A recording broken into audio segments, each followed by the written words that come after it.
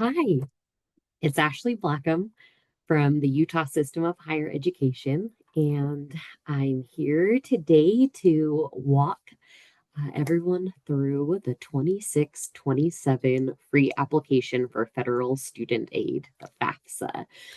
We have done a few other videos where we've kind of broken down each step, and we've posted those, but this will be our first time giving everyone a full walkthrough from start to finish of the form, including doing any revisions or submitting changes at the end. So um, I'll kind of start at the very beginning and then refer to a few different web pages, and we'll go from there. Today, as we walk through, we are going to be kind of making some assumptions that we are working with a high school student who's about to graduate. So if you're watching this video for a full walkthrough of the FAFSA and you're not a high school student, but you are wanting to fill out the 26-27 FAFSA, we'll talk about other ways that you can do that. And hopefully you'll still be able to follow along. We just may not be able to see every answer and demonstration, but of course the FAFSA is not just for high school students, it's for anyone who is wanting to pay for college. And so we are hopefully going to be able to give this full walkthrough so that anyone wanting to complete the FAFSA is able to see all of the steps. But again, it'll be a little specific to a situation, but hopefully still helpful. So the first thing that we will do again is start with our step one today, which will be creating an account on studentaid.gov. Previously, this was called an FSA ID. So if you have done the FAFSA in the past or have a student who's done the FAFSA in the past, they may recognize it as an FSA ID. Moving forward, they refer to it as creating an account on studentaid.gov with FAFSA, but it's the same process. So first, we'll take a look at creating an account. I do want to mention quickly before we move on that we do have other resources. As I mentioned, this will be a full walkthrough, but there are going to be some parts that maybe you want more detail on that I'm not going to take much time on. So I wanted to point out that we do have a fall 2025 USHE FAFSA Bootcamp series, and we've posted all our videos here, and I'll refer to a couple of those as we go forward. If there are parts where I'm not going to linger, there may be more information available in these videos, and I'll also make sure down in the description that they're linked to as well. We also have some really helpful videos for students that are really quick, like under 2 minutes. So these ones are good to share with students if they're just needing a quick refresher or help. So we aren't going to go through all of the steps on how to create an account on studentaid.gov today, but we do have other resources that you can use to help you through that process. I do just want to show you the website here. On studentaid.gov, where you will create an account, students will click Get Started. Um, if you have filled out a FAFSA in the past as a previous student, or if you're a parent, parent contributors will also need their own account on studentaid.gov. So if your parent was a student in the past and they already have an account, they'll use that same one. They're not able to create a second account. And so I guess that's an important place to start. Creating an account. This process is for all students who are wanting to complete the FAFSA. And then any parent contributors who also need to provide information on the FAFSA or other applicable contributors, such as a spouse. And we'll kind of cover that as we go. Again, we won't go through all 7 of these steps. You can watch those other resources of ours to kind of get a little bit more information, but this is just a good look at the first page of what you'll need to include. There's helpful information icons, and I'm going to refer back refer back to these. Many times they're super helpful both here and in the FAFSA process as we get started. It just gives you a little bit more information if ever you're unsure of how to answer a certain question. It's good to just use those resources to, like I said, just clarify, get a little bit more information. So you'll fill out this information here. Students who are filling out the FAFSA must be uh, U.S. citizens with a social security number, or they must be eligible non-citizens. However, there are going to be times when it's a parent or a spouse of a student who's applying for aid that does not have a social security number. They are able to create an account and sign a FAFSA without a social security number. And they'll just want to just make sure they're reading through this extra process here and marking that before they click continue.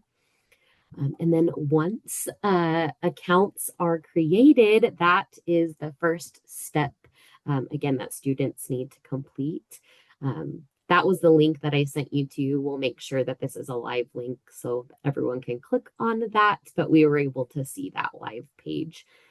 So step 2 then will be the student's going to complete the 26-27 application. So we're going to begin a 26-27 application as a student. This is the link that will take you directly to studentaid.gov. Again, we'll make sure this link is live where you're able to click on it to access the information. For now, this is the live page here. Going forward, I'm going to swap over to a demonstration site. So you'll see this tab across the top of the page here that says for demonstration purposes only.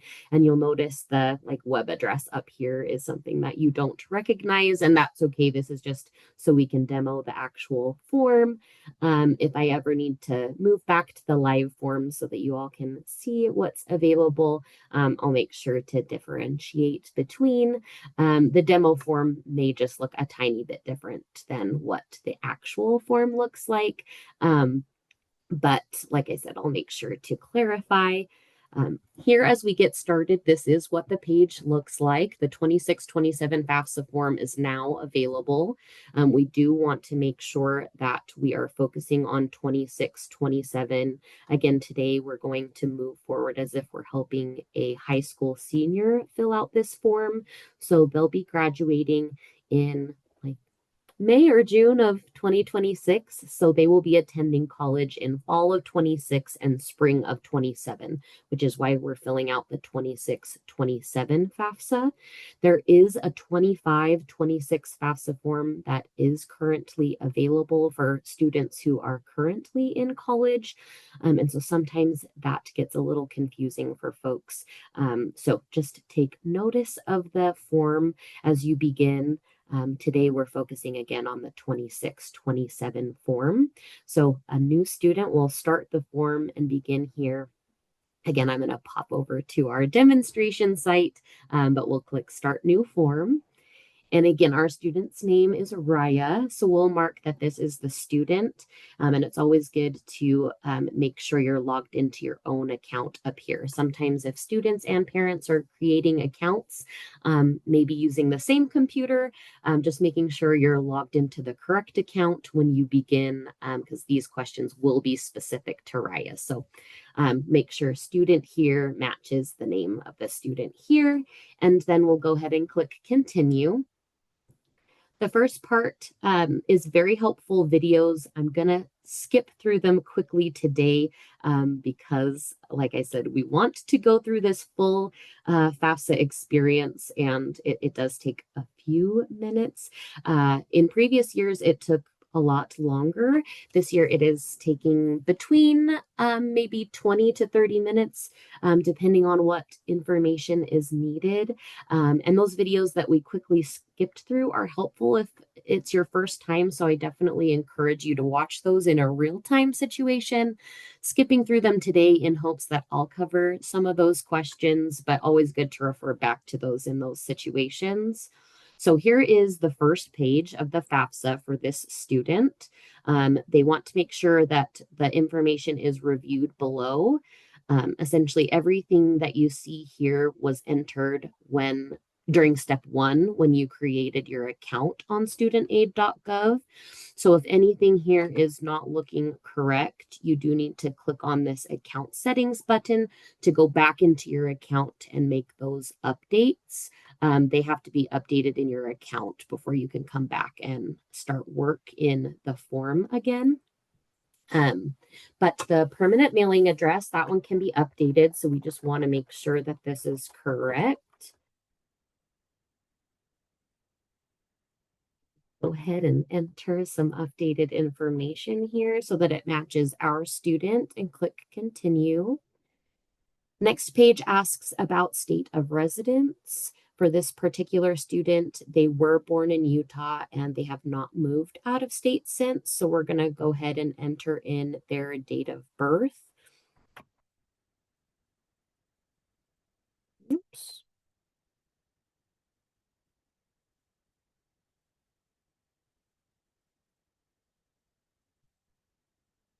Then the next screen lets the student know that they do have to provide consent and approval to be eligible for federal aid. This blue box here is for the demo. It's just letting you know that this is just a prototype, but everything else on the form should look similar. So in the real form, students should read through before they go ahead and approve the page. There are some frequently asked questions they can open up and take a look at here if they have any concerns, ultimately clicking approve to move through the application. Essentially, this is going to connect information directly with the IRS. Raya did work in 2024. The FAFSA uses prior tax year information. And so Raya did work and filed a 1040. So they were able to confirm that information with the IRS. Students may not have worked and may not have filed a tax return on their own. And so their questions going forward may look a little bit different. But going forward for this student, we'll go ahead and click continue. They were able to successfully pull all of that information, which is really helpful. That kind of autofills some of those finance questions on the back end, so you don't even have to see them or answer them, and it makes the form a lot easier to complete that way. So first we talk about personal circumstances, and we're just going to go through those quickly. The current marital status for this student, they're in high school, so marking single, never married. If, again, you're not a current high school student in a different situation, go ahead and mark what is best for you to move forward. Again, the questions in your particular form may adjust depending on how you answer those. So just know it will look a little bit different depending on those. The form has some smart logic there, so it kind of continues depending on how you're answering. So next question is student or college school plans. When the student begins the 26-27 school year, what will their college grade level be? Again, this student will be their first year freshman, but if you have a different situation, go ahead and make sure to mark what's applicable. During the 26-27 school year, will the student already have their first bachelor's degree? The student that I'm working with today is going to mark no. Under student personal circumstances, this essentially is where they're going to determine if this student is an independent or a dependent student. We talk about the differences a little bit more in some of our other videos, but essentially, however you answer the next few questions determines whether or not parental information would be necessary for your application. So just make sure you're reading through any of these circumstances. More than one of these boxes can be checked if they're applicable. For the student that I'm working with today, none apply. Just know that because this is, again, a demonstration form, it doesn't have all of the functionality of the real form. In the real form, there will be those information icons that I mentioned earlier next to each question, and it will provide additional details about what each question means. So if students are unsure if that pertains to them, have them hover or click over the information icon first to get additional information, and hopefully that will help them to clarify and then be able to mark the correct answer to them. Next question is about student homelessness. At any time on or after July 1, was the student unaccompanied and homeless or self-supporting and at risk of being homeless? For today, my student is answering that question as no. But again, if a student is marking yes to that question, they may be determined to be an independent student, and again, may have a different looking application going forward that would not require parental information. And again, we do kind of have some more information about an independent student situation in one of our case studies. So I may have you refer back to that if you are or think you may be an independent student. That one kind of walks through the other questions and things that might be asked in that situation. Again, today for this student we're working with, we're going to mark no and click continue. Final one here is student unusual circumstances. Again, the students should read through these and decide if any of these circumstances would prevent a student from contacting their parents or poses a risk to the student. If they are marking any of these as yes, or as I mentioned before in the previous question about being unaccompanied or homeless, if they mark yes, again, as you move forward, you may see a screen here that says independent student, and your steps will look a little bit different. So I'll refer you down in the description for our independent student information. For today, this student is going to mark no, and as we continue, they will be determined to be dependent, which means based on the answers that we chose, this student must provide parent information on their FAFSA form. And then this next question just says, are the student's parents refusing to provide information? This should be no. If in a circumstance a student is marked as dependent, but the parents are refusing to provide information, they can mark yes, but a student in that situation would be only eligible for unsubsidized loans. Unsubsidized loans accrue interest as soon as they are taken out, whereas subsidized loans do not accrue interest while the student is in school. And so we're hopeful that all students in this situation are able to mark no. It does default to no. Again, there are additional steps and it'll look different if you do have to mark yes. So we'll go ahead and click continue here. For student demographics, it just looks at background and additional family information. These questions for the next couple, the answers don't affect the student's ability to get federal aid. They're not shared with schools or used in any calculations. So students do have to answer. They'll click here to continue. The next one about race and ethnicity allows students to open different drop-down boxes so they can select more than one if they're applicable. For this particular answer, there is a box at the bottom if they prefer not to answer. For student citizenship status, again, students must be a U.S. citizen or an eligible non-citizen.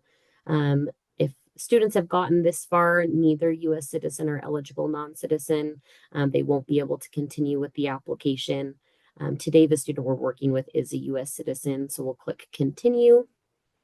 With parent education status, did either of the parents attend college or complete?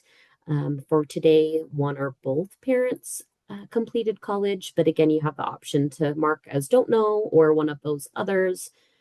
We'll continue. This one asks if the student's parent or guardian was killed in the line of duty. We'll mark no as applicable today.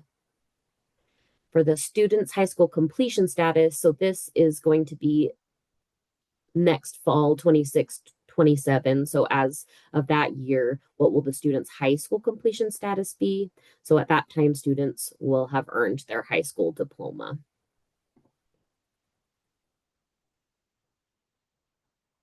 From what school did or will the student graduate? So again, you may be filling this out now as a high school student, but you're not graduating until next May or June. So this is did or will. If you are a previous high school graduate, again, you'll just fill this out. It may look a little bit different. There was a previous question before this that looks a little bit different for you if that's the case. Here we want to make sure that your graduating high school is correct. It gives you one more time to make sure you're selecting the correct information before you continue. That helps with reporting and information getting back to your school about your FAFSA and sending information out to your colleges. So you want to make sure you have the correct information there. Then it moves into finances. Again, this particular student that we're working with did file a 2024 tax return. So this information is asking that specifically, but there were a few questions, as I mentioned, that would have been like auto-filled on the back end of the form, so the student doesn't have to manually input any of that information in. Again, this screen may look different for students who did not file a tax return in 2024. So if it looks a little bit different for you, that's all right. Here, the student will just go ahead and enter the information to the best of their ability. If the answer is 0, they apply, or it does not apply, they enter 0. So we'll go ahead and move through these. It is helpful again here in the italics to say where you can find this information in the form if needed. And again, in the live FAFSA, there will be some more information icons too if you need like more clarification. Student assets, this one should be here for every student. This is just asking about some basic information about their finances. So current total of cash, savings, and checking account. So the student will enter their information here. Again, if it is 0, they can enter 0, or if it's not applicable to them, they can enter 0 and then click continue. Next, this section allows them to add their colleges and career schools that they want their FAFSA to be sent to. Students can add up to 20 schools. I would encourage you to add as many now as you would like, up to 20. You can go back eventually. Like I mentioned, I'll show you how to file a correction on your FAFSA at the very end of this demonstration. But you do have to file essentially a new FAFSA with new schools added. So if you're thinking about attending, a school and here, you can go ahead and add it, like I said, up to 20. We're going to search by state, but again, this is a demo form, so it's got some pretty limited functionality. So even if I search for a Utah school, it's still going to just give me just these few colleges here in Northridge, California. So we'll go ahead and select them for demonstration purposes. But again, in a real form, you'll be able to select your your state and city school name before you search. You can also use like the federal school code to search as well. You'll go ahead and click continue. Again, this is saying for Utah residents, you have to select a Utah school, but again, the form is limited in its functionality here in the demo, so I can't actually add a Utah school, but you can in the real form, so you won't have to worry about that.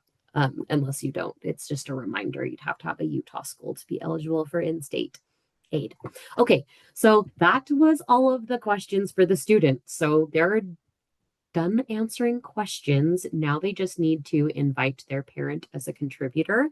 If at this point you don't know who counts as a parent contributor, I advise clicking on this link. It will open you up to an actual live page on FAFSA, and it's an interactive tool. Again, it kind of uses some smart logic to ask different questions as you go through, depending on how you answer them, to help you determine who you need to invite to your FAFSA. So the FAFSA parents would be your legal parents. So if they are legal biological parents or legal adoptive parents, that's who you'd want to enter information here. Because of the student that I'm working with today in this demonstration, they have divorced parents. So I wanted to enter them into this tool and kind of show you how it works. Again, there are going to be lots of different family situations, and we can't explore every situation here. But in our other tools that were on our website, we have some case studies where, again, we kind of go into a little bit more detail with these tools. And so if this situation is not totally applicable to you, maybe check out some of our other resources that also might be helpful. So today we're going to enter Alcina. That's the mom, and then Travis is the father. And then we'll click continue. And so this just kind of confirms the student's legal parents are Alcina and Travis. And then it's asking, are they married to each other? And we're going to mark no. Do they live together? No. And then it's asking which parent has provided more financial support for the student over the last 12 months. Particularly for the student I'm working with today, the mother is providing 100% of the support. So we'll mark Alcina. And then it does ask if Alcina has remarried, and we mark no. So here it's determined for the student's FAFSA parent, only Alcina. So the student will need to invite Alcina. Alcina should report the current marital status as single, never married, separated, divorced, or widowed. So she is divorced. So we'll go ahead and mark that. And then the student will essentially, the FAFSA form will ask some information related to Alcina. Perfect. So again, that's a really helpful tool. We're going to move forward as if the student's going to invite Alcina. But again, it may be different depending on your situation. So let's see. Let's pop back over here to Raya's application. Now we know that the invite parent contributor needs to go to the mom. So we'll click continue and invite. Again, it links to that who's your parent form again. And then we invite them by email. So we're going to do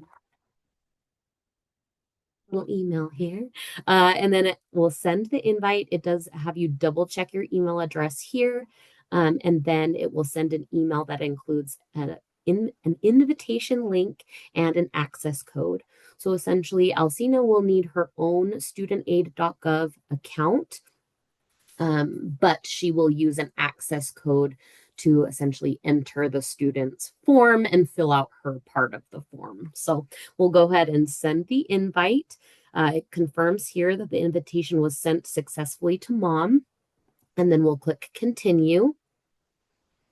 And then it brings up the review page. So that was all of the sections checked off. And now we're at the final stage 6, the signature page. It does allow the students to expand these sections, just take a look at all the information that they entered to make sure everything looks good. You can check that contributor again. It does provide an invite code. And so sometimes at this step, I advise students to just go ahead and write that code down. If ever the email is slow to get sent to the parent doesn't need to have the physical email or the link in the email. They just need that invitation code. That's special to your FAFSA. And if they have that code, they'll be able to start their portion, even if the email is slow to arrive. So good step or good time to write that down is during this step. We'll click continue. And then it just gives a quick summary page. Students should be making sure they're reading through all this information, clicking the box to agree, and then sign. And then this pops up to say, hey, you are now done, but your submission is, this is, again, a demo form, so it's giving us a little pop-up here, but we're going to stay here so we can see this. As you can see here, it says the student section is checked off, but the parent section is still grayed out here. So the submission is pending and you need to check with your contributor. So it looks like students all done, but parent still needs to complete. So that's great. Students done. We have completed essentially step number 2 of the FAFSA. So now we'll go, let's see here, to number 3. Parent completes the 26-27 FAFSA application. As I mentioned, students who were deemed independent by FAFSA, they don't need or they won't have step 3 if their parental information is not required. So in certain circumstances, that previous screen may look different where it says, congratulations, you're all done. And in that case, you won't have this step. You can skip past step 3, but for any students who have the parent, we'll go through step 3 quickly. Well, not quickly, but we'll go through step 3 next. Again, here's the link. I'll make sure that it's live for folks down below. But essentially, the parent contributors sign into their studentaid.gov account and accept an invitation via the email. Or as I mentioned, they can just use that specific unique code. And so we'll pop back over here to the website. This is, again, a demo, so it may look a little bit different than what the actual one looks like, but here's just kind of a look at what, again, that email looks like. Alcina is the parent. It's saying, hey, you need to complete your section of Raya's FAFSA form. It's saying, hey, your student needs your information as a contributor. They won't be eligible. And then again, it does provide them with just the code. So they're also able to just copy the code. Otherwise, they can click select or accept invitation. It'll bring them here to studentaid.gov. As long as they have already created an account, they can log in. If not, they do need to create the account first. And again, if they click on the link through the email, it should auto-populate here. But if it doesn't, they can go ahead and just type it in manually from this screen. It looks like this on the real form. Let's see. Oops, this one. Accept an invitation. So you'd click accept an invitation, log in, and then you'd be able to just type it in right. This screen would pop up and you just type it in right there. So you'll click submit, and then by accepting this invitation, you're agreeing to share your information to the FAFSA. So you'll have to click accept. And then here again is where you want to pay close attention. Here it's saying parent of Raya. And so we just want to make sure that the parent's name is popping up and that the parent is logged into their account.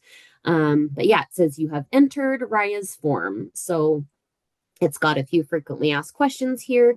You can read through those if you have other questions and then hit continue. Again, I'm going to quickly skip through the videos, but they are helpful if it's your first time or if there are maybe a couple things I'm not able to cover here. But we're going to quickly start. Again, same thing with the student. This first part of the identity information, all of this is coming over from when they created their account on studentaid.gov. So if this is not looking correct, you'll just want to click on account settings. It doesn't let us go to account settings in the demo form, but in a real form, you'll be able to go back and update your information. And then we'll just want to update to make sure address information is correct. And then we'll click continue. And it's just reminding the parents that they do need to provide consent or else the student will not be eligible for aid. So again, this box is just saying this is a prototype, but the information here should be similar to what you see in the real form. So parents should be reading through that information, can go through frequently asked questions, and then click approve. Again, here we are having the information being securely imported from the IRS. So here, if Alcina has a 2024 tax return that's been filed, the IRS will automatically pull this information Again, generally, most of the questions are auto answered on the back end through that data transfer. So you're only going to be answering some pretty general financial questions. There are certain circumstances where it's not going to pull or connect. And in that case, information will need to be manually entered. So your section may look different than what our demo one looks like today. Here for parent demographics, it just goes through asking information about the parent. So again, as we went through that parent wizard before, we are marked that this Alcina is divorced. And then we'll click continue. The state of residence for this parent is also Utah. And they were born here, so we'll use the date of birth. Oops. Wasn't the actual date of birth, just pretend like it was. This is just a demonstration, but we want to make sure that that's very accurate in real time. Thank you.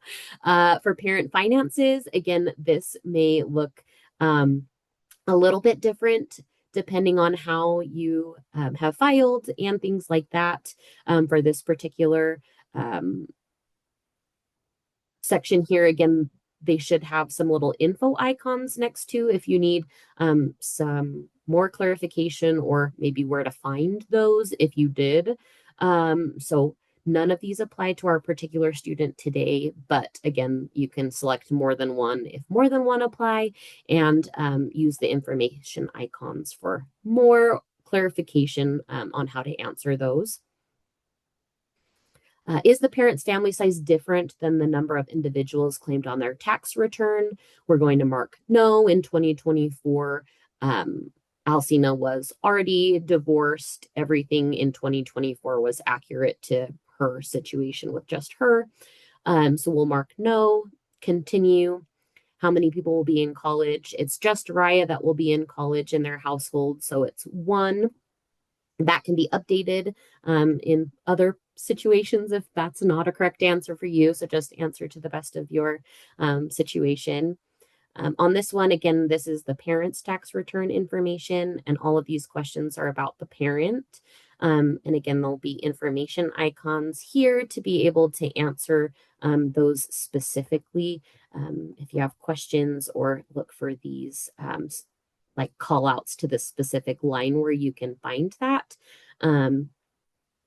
And then again, you would need to enter 0 if it's 0. If you don't enter 0 and try to move forward, you'll get like a red arrow having you go back to answer it. So just make sure you have a 0 in there if it is 0. And then let's see, we'll enter in.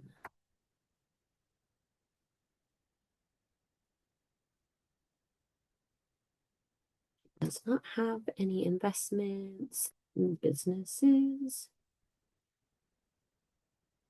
All right. And that was all. So we will review FAFSA responses, these 3 sections for the parent. They have the opportunity to look back through, make sure everything looks good. If they need to go back into the form and change any of those answers, they're able to go back in the actual form and answer those. They'll click continue. This last section is just a signature page. So the parent should be reading down through, signing for yourself to submit the application. So since the student finished their portion, once the parent finishes their portion, the full application is submitted. So the parent is going to sign and essentially submit the application. All right. And that's it. Congratulations. The FAFSA form's complete. So at this point, we're going to stay. At this point, Raya is going to get the email. Since Raya is the student, the confirmation email goes to the student saying, hey, your FAFSA has been completed. And it gives you a completion date of when that's done. It will take about 1 to 3 business days to process your form. But it does show you the completion date here. Students can then track the status of their form and then receive other communications. Again, we'll pop over really quick to this page and just talk about the FAFSA submission summary really quick. Once the FAFSA has been successfully processed, they will receive a submission summary, and then they can kind of look through over all of their information. And the information on the FAFSA submission summary page is divided into 4 tabs, essentially. So they have their eligibility overview, their FAFSA form answers, school information, and then next steps. So as I mentioned, the application like received or submission date is going to be listed, but then they also will have a processed date, which may be the same day. Again, it could take 1 to 3 business days. And then depending on how many submissions you have, it shows you the number over there. If you have to make corrections, it shows you like your next submission after that with the updated information. On the eligibility overview tab, this is where students can see what types of aid they're eligible for. These are, again, estimated and aren't guaranteed. The school's financial aid office ultimately provides that final determination of what they're eligible for at that school. But this is essentially a great tool and a little dashboard for students to see what they're eligible for, and kind of go forward from there to start making plans, or working with colleges then to look at what is eligible for them. Again, the student aid index will be different for each student, and they can view that on their particular page. The next tab is the FAFSA form answers tab, and that again shows all of the information that the students submitted, including like the colleges. If students need to add a new college, or if maybe they answered something in their financial or demographics incorrectly, they would need to click on this blue button here to make a correction. Once they go into the form, update what needs to be changed, they'll submit it again. And then they go through that same process, 1 to 3 business days. It gets processed again. And then like up in the top, it would show like which one you're viewing, and you would want to view submission 2 so that you could see the updated answers for that submission. You can also see what the parent sections looked like. And if the student notices that maybe the parent submitted something that doesn't look right, that can also be submitted as an update. Then they do have the school information tab where they can kind of just review information about different schools. It's an easy way to kind of compare and contrast if you're considering different options. And then this final one is just next steps, where it just provides some students with information on what they can do, how to follow up with the school if it's necessary. They may have like a notice here saying that you need to reach out to the school. This might be particularly for students in like that independent situation where they were maybe at risk of being homeless or one of those unusual circumstances. They may need to reach out to their college to provide more information. And so they may have like a notification here or should plan to reach out. And yeah, once you've reviewed everything, everything looks good, you are all set with the FAFSA. And that kind of brings us to our, I guess, last step was step 4. We reviewed everything, everything looks good, then you're done with the FAFSA. Congratulations. You want to then follow up with your colleges. Any that you included on that FAFSA, your information once processed is going to be sent out to them, and then they'll be your next step, your next resource. But speaking of resources, we are still here for you and are a great resource as far as questions that you might have during this application process. We are not FSA, so we don't have access to your federal form, but we do have access to their resources where we can help walk through and certainly, try to help with any, issues that are coming up pretty easily. And then if we need to send you on to FSA, we can do that. But again, here's our contact information. Email us at fafsahelp@ushe.edu, or our phone number is 801-646-4813. And then I left a link, or we'll leave the link to our YouTube so that you can go back and utilize any of those other resources. If you're kind of missing little pieces that we weren't able to cover today, you may be able to find some deeper dives into those in those case studies and things. But appreciate you walking through. Hopefully this gives everybody a good look just at what they can kind of expect on the FAFSA. Like I said, it might not look exactly the same for every person, but this is a pretty general, full walkthrough just so that you know what you can expect. So thank you so much for tuning in. Again, we're the Utah System of Higher Education. Feel free to reach out to us if you have questions. Happy FAFSA.